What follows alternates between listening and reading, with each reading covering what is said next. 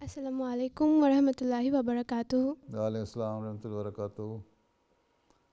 پیارے حضور، میرا سوال یہ ہے کہ اگر ہم لوگوں میں سے کوئی شخص کوئی اہم کام کرنے سے پہلے خدا کے پاس استخارہ کرتی ہے اور اسے لگتا ہے کہ خدا نے اسے ہدایت دی ہے، لیکن اس ہدایت کے مطابق کام کرنے کے لیے اس کے آس پاس کے لوگ یا پھر رشتہ داروں کے ساتھ بحث ہو جاتی ہے، تو اس وقت اس شخص کو کیا کرنا چاہیے؟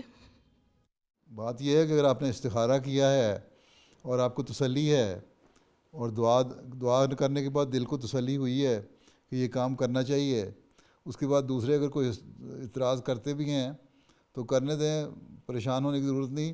ہاں، اللہ تعالیٰ سے دعا ضرور کرتے رہنا چاہیے مستقل بعد میں بھی کہ اللہ تعالیٰ اس کے جو بہتر پہلو ہیں، اچھے پہلو ہیں، اس سے